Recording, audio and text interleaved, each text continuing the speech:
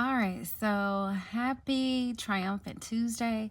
The boys and I do this under the bed Bible read. Oh my gosh, I don't even know how many years. We've done it so many years. So we're going over the Action Bible. And we do this every night. So, you ready, guys? God's wager. Based on Job. In a distant land, Job, a man who loves God, has everything he needs.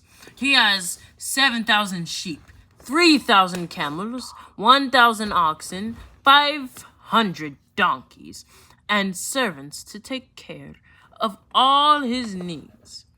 He also has a wonderful family, a wife, 7 sons, and 3 daughters.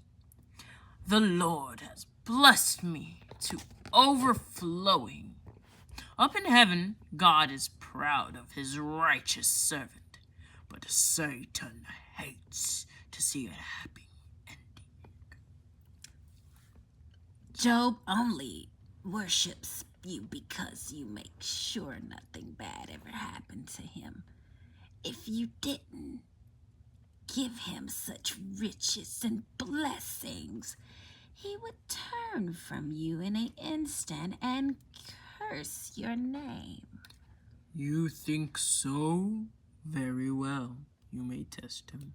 Take away his blessings, but do not hurt him.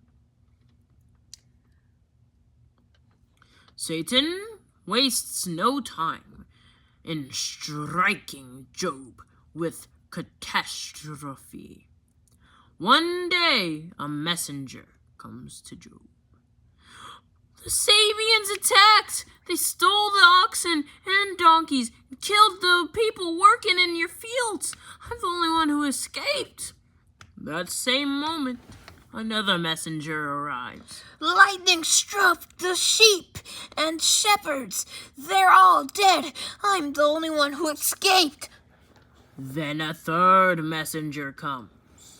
Chaldeans raided the camels and killed the camel drivers. I'm the only one who escaped. Yet another messenger arrives with bad news. Your oldest son's house collapsed, killing all of your children. I'm the only one who escaped. Job is saddened by the loss of his property and livestock, but he is devastated at the death of his own children. He shaves off all his hair in grief and rips his clothes to tatters, but he does not blame God for this misfortune. I came into this world with nothing, and I will leave it with nothing. God gave, and God took away. Praise be to God. See, Satan, he is a better man than you thought. Sure, since I didn't do anything to him or his health, but no one praises God when they're sick. So you think, ruin his health, if you think that will have any effect on this righteous man. But do not kill him. Satan immediately returns to earth and strikes Job with terrible open sores from head to foot. He curses Job with insomnia, and when Job does sleep, Satan terrifies him with nightmares. Job can't keep his food down and loses so much weight he could hardly move. Still, Job does not complain, but his wife. Everything we owned and everyone we loved is gone. Surely this disease will kill you. You should just curse God and die.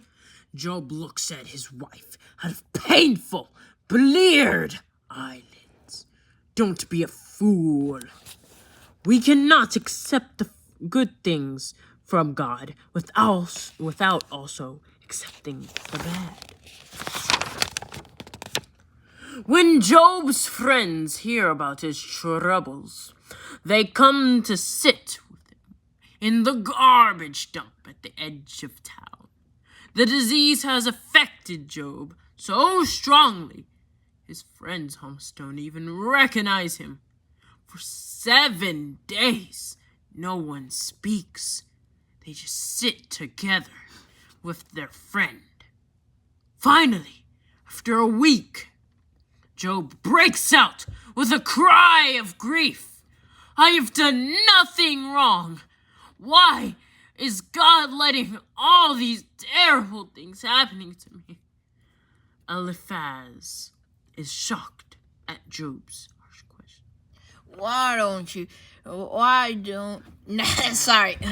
Now don't get upset, Job. But from everything I've seen, God doesn't punch innocent people. You must have done something wrong. But I have not sinned. Even if I have, God knows my heart and would forgive me. But Blighdad is not convinced. Sounds like you're blaming God for being unfair, Job. I'm sorry, but if your kids were killed, it's because they must have deserved it. You have a chance to confess your sins. You should take it. I would confess my sins if God would come and tell me what I had done wrong. Job's insistence that he is innocent, that he is innocent, offends his third friend, Zophar. You windbag! You don't know anything about God. You stubbornly insist that you have done no wrong when the only thing that can save you is to apologize to God for your sins. Some friends you are! You do not comfort me at the worst time of my life. You think you speak for God? I only wish he would come speak for himself. Even if he killed me, I would trust in him. Even as Job speaks, God suddenly comes to him in a storm. Stand up on your feet like a man. I will question you, Job, and you will answer me. You think you know so much, Job? Where were you when I laid the foundations of the earth? Have you ever commanded the morning to come? Do you show the sun where to rise? Can you untie the ropes that that hold the stars together? Can you rule over the magnificent creatures I've created? I am in charge of the universe. I am in charge of everything that exists. You cannot understand my ways. You cannot know the greater good I desire for you. Your place is simply to trust in me.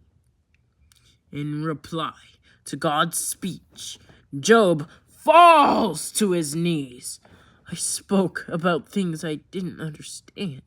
Forgive me.